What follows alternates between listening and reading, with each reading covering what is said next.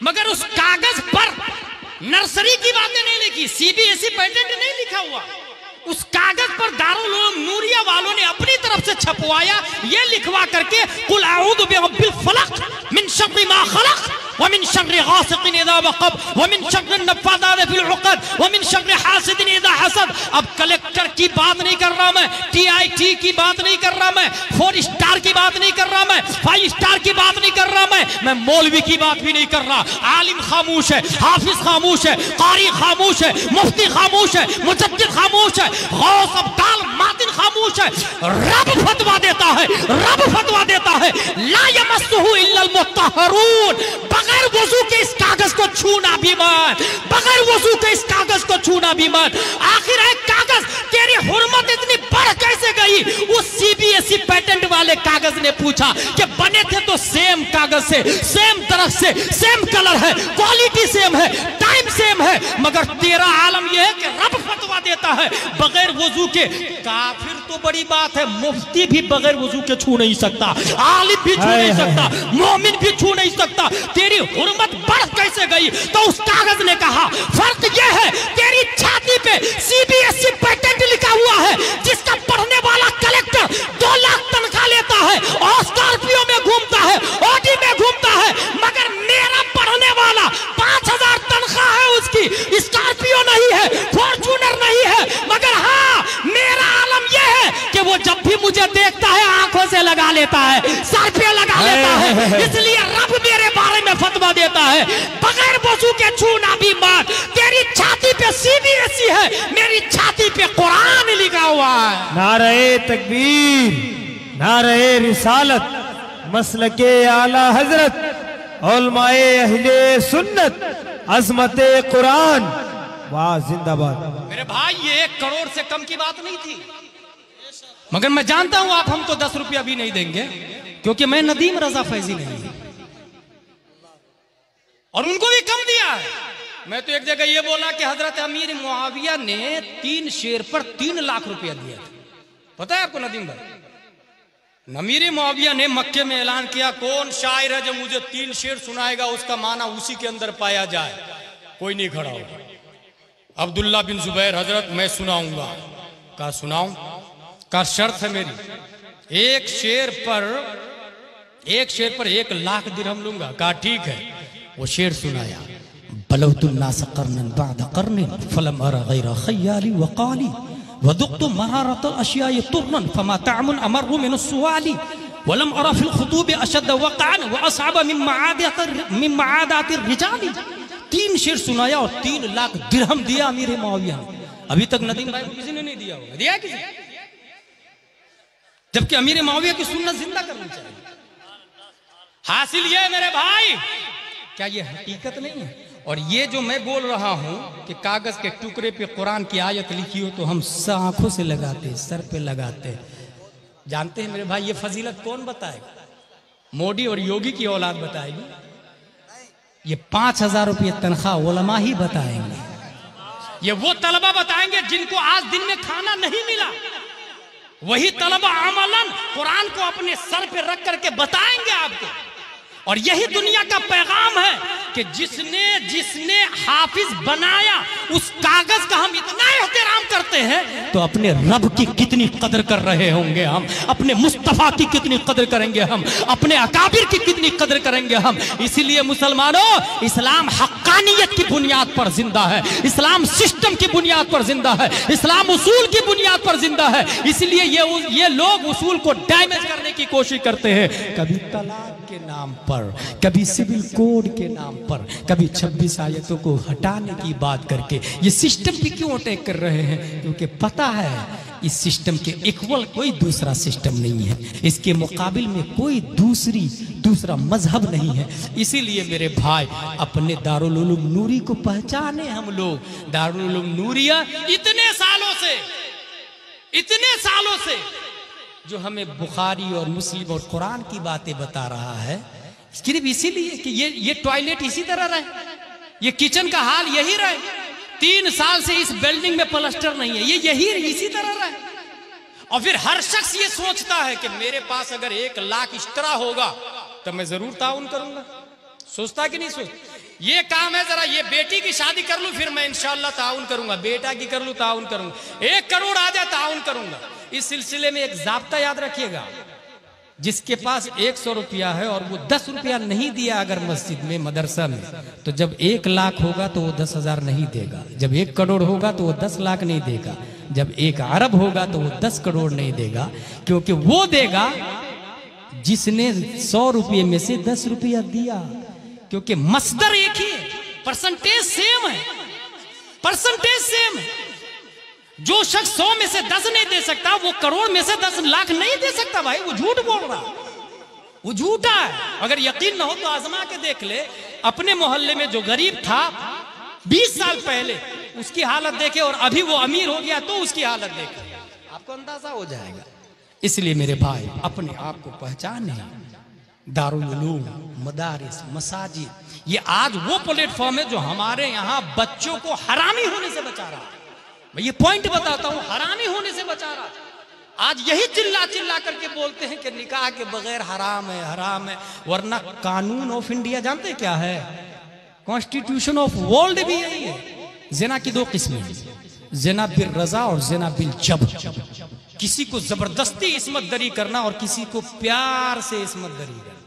प्यार से करना ये जायज, दोनों राजी हो तो ये जायज है। माज़ल्लाह रब्बिल आलमीन। ये कौन बोलता है? Constitution of India. भाई कानून में लिखा हुआ ये, लड़का लड़की राजी हो तो कोई केस नहीं बनेगा।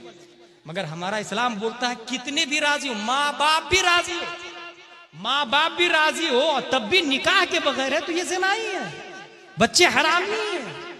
इसलिए अपने आप को समझे, अपने आप को पहचाने। तौहीद और रिसालत के शेदाई। अब इस्लाह कहाँ से शुरू करें, ये आखिरी पॉइंट बता के नदीम भाई के हवाले में करूंगा। मैं एक बच्चा को मैंने देखा, और ये कहाँ देखा मैंने? मुफ्ती फिरोज साहब मदबापुर वाले, उनके यहाँ रफीक भाई है, उनके यहाँ एक आदमी काम करता है, तो वो है बहरा, बहरा सुनता नहीं, वो सुनता नहीं है। तो मैंने ये देखा वो बोलता भी नहीं। अब यहीं से कानून बन गया, जो सुनता नहीं है वो बोलता नहीं है। आप देख ले, आप दुनिया में जो भी पैदाइशी बहरा होगा वो पैदाइशी गूंगा भी होता है। इसकी लॉजिक क्या है? जो पैदाइशी बहरा वो पैदाइशी गूंगा क्यों होता है? माँ और बहनें खुसूसी तौर से इस बात पे ध्यान दें। वजह ये होती है ना, वजह ये होती है कि बच्चा पैदा हुआ तो वो एक ब्लैंक डायरी है, ब्लैंक डायरी, ये ब्लैंक खाली, ब्लैंक मीन्स खाली, ये खाली डायरी है। बच्चा जब पैदा हुआ और वो बहरा है तो कान में कोई वर्ड गया नहीं, तो उसकी जहन की डायरी ब्लैंक है, बिल्कुल ब्लैंक, खाली, सफेद, एक तिल का भी निशान नहीं। और बच्चे की फितरत ये है, जैसे ये डायरी मैं किसी अजनबी आदमी के हाथ में दूं तो जो लिखा रहेगा वही पढ़ेगा ना। डायरी तो पढ़ने के लिए, भाई ये डायरी पढ़ना है आपको, यही डायरी पढ़ना है, तो जो लिखा रहेगा वही पढ़ेगा ना। हर शख्स को अल्लाह ने डायरी दी, हर शख्स को अल्लाह ने डायरी दी, उस डायरी को ज़हन कहा जाता है। और ज़हन में वही लिखाता है जो वो सुनता है। अब 1 साल की उम्र में वो सुन नहीं रहा था, नतीजतन ब्लैंक है। 2 साल की उम्र हुई, वो सुना नहीं, ब्लैंक। 3 साल, 4 साल, 5 साल। अब जब सब बच्चे बोल रहे हैं माँ बाप, तो आपको क्या लगता है बच्चे माँ बाप कहां से बोल रहे हैं? उसकी डायरी में लिखा हुआ भाई।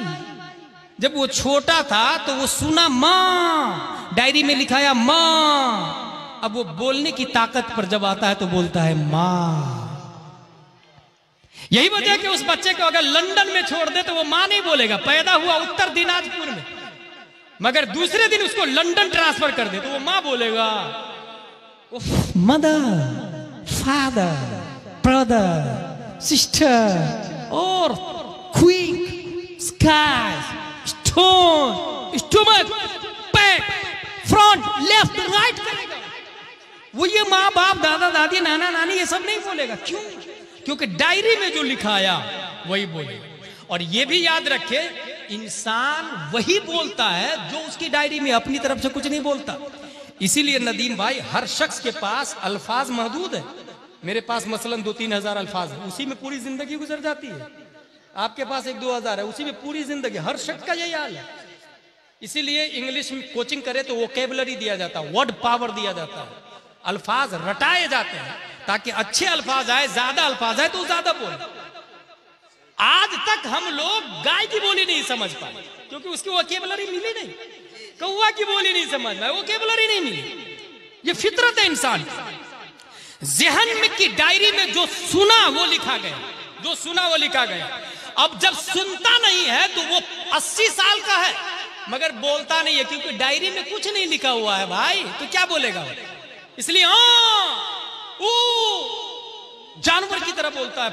आप देखिए उसको, गूंगा को किस तरह बोलता है गूंगा, पता है आपको? ऐसी क्या करता है, मैंने देखा वो रफीक भाई की दुकान। वजह यही कि पैदाइशी वो बहरा था, नतीजतन वो गूंगा हुआ। अब इसका उल्टा क्या निकला? अब उल्टा गुलाम जिलानी अजहरी से सुने जो हमने निकाला है। उल्टा ये निकला कि बच्चा अगर 1 साल का है, बच्चा अगर 1 साल का है तो मां उसके सामने निकाले हदाई के बख्शिश और फिर कहे सुबह तैबा में हुई बटता है बारा नूर का, सदका लेने नूर का आया है तारा नूर का। अब बच्चे की डायरी में लिखाएगा सुबह तैबा में हुई बटता है बारा नूर का, सदका लेने नूर का आया है तारा नूर का।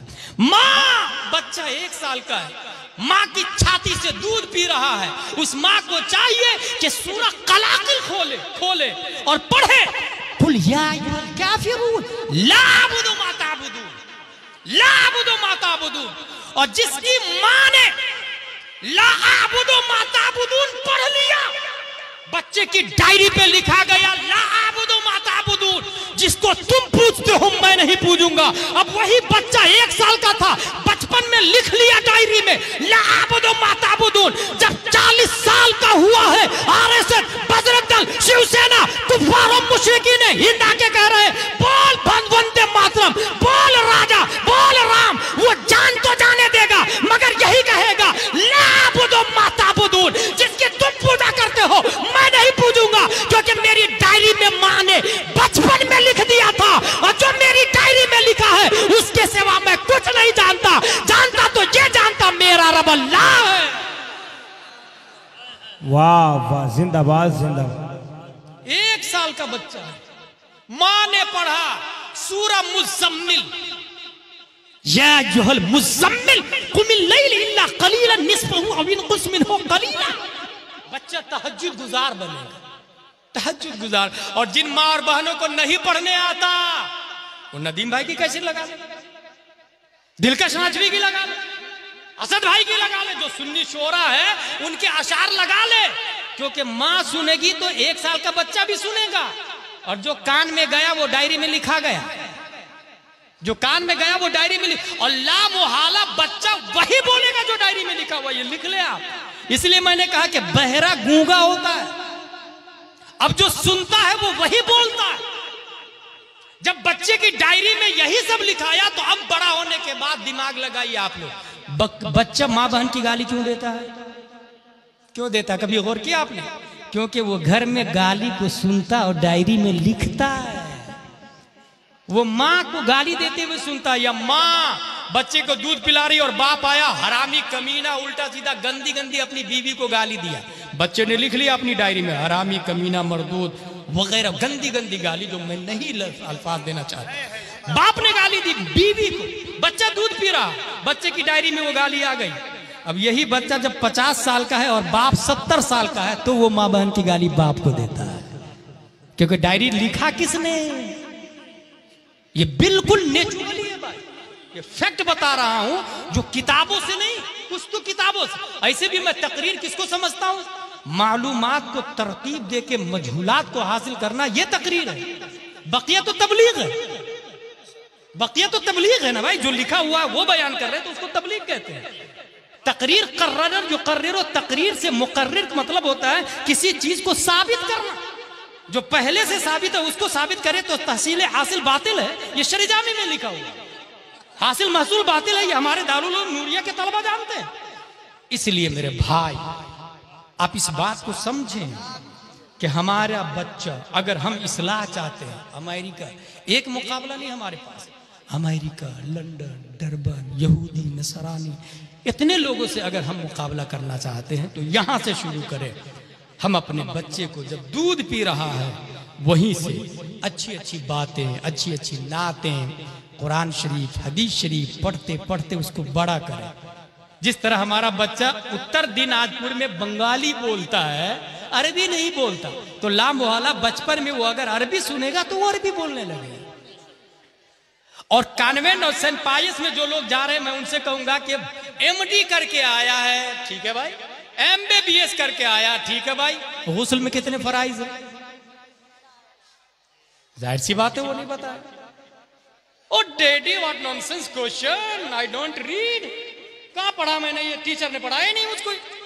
अब सोचे, जिस स्कूल में पाक होने का तरीका नहीं बताया गया है, वो दिल को पाक करने का तरीका कैसे बताएगा, और नफ्स को पाक करने का तरीका कैसे बताएगा। इसलिए अपने आप को पहचाने, सोचे, समझे, और उसके लिए करे क्या। नंबर 1, अपने बच्चे को दारुल उलूम नूरिया में भेजे। अपने अपने मोहल्लों में मकतब कायम करें, उसमें अरबी के साथ उर्दू भी पढ़ाएं। जो लोग अपनी बेटी का रिश्ता ढूंढ रहे हैं, हो सकता है ना, बेटियों के लिए अलग मदरसा, बेटों के लिए अलग मकतब, मकतब की बात कर रहा हूं सिर्फ, और तनख्वाह इमाम साहब को 20,000 दे, 30,000 दे इमाम साहब। एक आदमी को मैंने देखा, नदीम भाई, उसके बाप का इंतकाल हुआ तो वो कतर से फ्लाइट का टिकट लेके 1 लाख रुपया खर्चा करके 40वां किया। कितना रुपया? कतर से आया, फ्लाइट का टिकट कटा के, अप डाउन दोनों फ्लाइट का टिकट लेके आया। गौर से सुनिएगा, 50,000 के आसपास सिर्फ टिकट में खर्चा हुआ, उसके अलावा 1 लाख रुपया बाप के 40वां में। अच्छा, यही बाप जब जिंदा हो, तो इमाम साहब को बुलाए और कहिए कि 1 घंटा मेरे अब्बू को आप उर्दू और भी ट्यूशन पढ़ा। अब ये जो आपने अपने बाप को ट्यूशन में कुरान शरीफ पढ़ाया, तो ये जो 40वां है, उस 40वां से ज्यादा अफजल वाला है, क्योंकि उस 40वां के कबूल की जमानत आपके पास नहीं है। मगर इस 40वां की कबूलियत का हाल यह है कि जिसने 60-70 साल की उम्र में भी अगर पढ़ना शुरू किया तो जिब्रील अलैहिस्सलाम अपना पर उसके पांव के नीचे बिछा देते हैं। यह हकीकत है कि नहीं? ये 40वां गारंटी है कबूल होने की, गारंटी है। इसलिए जो बेटा बाप का 40वां धूमधाम से करते हैं, उससे मैं कहूंगा जीते जी 40वां करो, ट्यूशन पढ़ो अपने बाप को, इमाम साहब को अपने घर में हाजिर करके, या अपने वालिदैन को भेज करके। बहरहाल लड़कियों का मदरसा अलग, लड़कों का मदरसा अलग। और अगर पढ़ाने वाली लड़की ना हो तो जो लोग अपने लिए बहू तलाश कर रहे हैं, जो बूढ़े लोग हैं यहाँ, अपने बेटा के लिए लड़की ढूंढ रहे हैं, 1 गांव 2 गांव, लड़की समझ में नहीं आई मुझको, सब कुछ ठीक है, बस थोड़ा सा कलर जो है ना वो फीका है। अच्छा, वो ठीक है, लड़की भी खूबसूरत है, मगर उसकी माँ बहुत बदमाश है। अच्छा, वो सब ठीक है, मगर दे कुछ नहीं रहा, वगैरह वगैरह वगैरह। उससे मैं कहूंगा कि आप सीधा लड़कियों के मदरसे में जाए और वहां से अपने घर की बहू आलिमा लेकर के आए, और उस आलिमा से कहे कि अपने मोहल्ले में 10 बच्चियों को आलिमा बनाए। ये याद रखे, एक जाहिल बल्कि 100 जाहिल मिलके भी किसी एक जाहिल को आलिम नहीं बना सकते हैं। फिर से सुने, 100 जाहिल मिलके भी एक जाहिल को आलिम नहीं बना सकते। एक आलिम 100 जाहिल को आलिम बना सकता है, एक आलिम। अब वो आएगी आलिमा बहू, घर में 10 को आलिमा बनाएगी अपने मोहल्ले में, 10, 100 को, 100, 1000 को, मैदान महशर में वो सास भी जन्नत में जाएगी जो आलिमा बहू लेकर के आई। और सिर्फ चावल से कंकर नहीं चुनवाई, बल्कि 2 घंटा पढ़ने पढ़ाने का मौका भी दिया। वो ससुर भी जन्नत में, वो शौहर भी जन्नत में, जो सिर्फ कपड़ा नहीं धुलवाया, बल्कि बुखारी मुस्लिम पढ़ने पढ़ाने का मौका दिया। और हाँ, ये याद रखे, लड़की देखते समय jeans pant, T shirt, Activa, iPhone, convent, Saint Pius, nurse, 10वीं ग्रेजुएशन पढ़ी लिखी, ये मत ढूंढे, क्योंकि हमने जो 1400 साल इस्लाम पढ़ा है उसमें कहीं ये नहीं लिखा हुआ है कि किसी जींस पैंट वाली के पेट से कोई मुजाहिद मिल्लत पैदा हुआ। किसी जींस पैंट वाली के पेट से कोई ताजुल शरिया पैदा हुआ। ये अल्लाह के वली हमेशा कंजुल ईमान पढ़ने वाली के पेट से पैदा होती है, नकाब पहनने वाली खातून के पेट से पैदा होती है। इसलिए अपने मोहल्ले में हम वली पैदा करना चाहते हैं तो सबसे पहले अपनी माँ और बहनों के ऊपर नकाब ओढ़ाए। और एक और बात बता दो, जो हकीकत है कि या हम लोग कहते हैं कि ये बुजुर्ग है, बुजुर्ग 60-70 साल की उम्र है, बुजुर्ग है। भाई साहब ये हंस रहे, देखे 60-70 साल के बुजुर्ग है। ये किसने कहा भाई साहब बुजुर्ग है? बुजुर्गी किसको कहते हैं? 5 महीने के बच्चे के हाथ में आप दे आईफोन, क्या करेगा वो? या तो मुंह में डालेगा या फेंक देगा। He cannot define value of iPhone. That's why threw away. वो नहीं समझ रहा आईफोन की वैल्यू क्या है। Just like diamond, gold, silver, कुछ भी दे नाली में फेंक दे। यही हाल 80 साल का उस बूढ़ा का भी है जो अलिफ बा तासा नहीं जानता है, जो उलमा की सुहबत में नहीं बैठा है। ये किसने कह दिया वो 80 साल का बुजुर्ग है? भाई बुजुर्गी इल्म अस्त न के उम्र अस्त। वो अभी दूध ही नहीं छोड़ा है, 80 साल का, लेकिन दूध पी रहा हो। अगर वो दूध छोड़ना चाहता है, यही वजह है कि वो इंसान 80 साल का बूढ़ा है मगर 10,000 की लालच में अहले हदीस बन जा रहा, 5,000 की लालच में आरएसएस बीजेपी ज्वाइन कर रहा है, चंद रुपयों के चक्कर में वोट किसी और को दे रहा, अपने इस्लाम को गंवा दे रहा, उसे पता भी नहीं चल रहा। इस्लाम जो करोड़ों डायमंड से अफजल आला है, उसने थ्रू अवे क्यों किया? He can not define value of ईमान, he cannot define value of Islam, he cannot define value of Abu Bakr, Umar, Usman और Ali. That's why threw away from himself. वो दूर क्यों गया? अब अगर वो 80 साल का बूढ़ा ये चाहता है कि मैं दूध छोड़ूं तो अलिफ बा तासा शुरू करे। जिस दिन वो मदनी कायदा पढ़ लेगा अब वो दूध छोड़ा, जिस दिन वो यस्सरनल कुरान पढ़ लेगा अब वो पांव के बल चलना शुरू किया, जिस दिन वो कुरान शरीफ पढ़ लेगा अब वो बड़ा हो गया, जिस दिन वो बहारे शरीयत पढ़ा अब वो बालिग हुआ है, और जिस दिन फतावा रज़विया पढ़ा अब वो बुजुर्ग है, अब वो बुजुर्ग है। और जो फतावा रज़विया पढ़ता है वो शख्स अपने ईमान की वैल्यू को समझता है, ईमान के स्टैंडर्ड को समझता है। इसलिए मेरे भाई इसीलिए कहते हैं कि इल्म सीखने की कोई उम्र नहीं होती है, सब लोग मिल के लग जाए। आज की तारीख से ये प्लान कर ले, जलसा बहुत अच्छा हुआ, तकरीर बहुत अच्छी की, नात खानी बहुत अच्छी की, अगर ये कह के खत्म कर दिया तो इट इज नॉनसेंस टॉकिंग, इससे कोई फायदा नहीं होगा। ये जो लाखों रुपया और 5-5 रुपया जो मदरसा दारुल उलूम नूरिया के लोगों ने जो वसूल किया है ना, ये आपके ईमान को मजबूत करने की खातिर, रिश्ते उत्तर दिनाजपुर को मदीना वालों से रिश्ता जोड़ने की खातिर, अगर इसलिए ये जलसा किया तो फिर आज रात से ये प्लान कर ले कि कल से हमें क्या क्या करना है। परवरदिगार आलम हम सबको पढ़ने लिखने और सुन्नियत पर कायम रहने की तौफीक अता फरमाए। वमा अलैना इल्लल बलाग। अस्सलामु अलैकुम व रहमतुल्लाहि व बरकातुहू।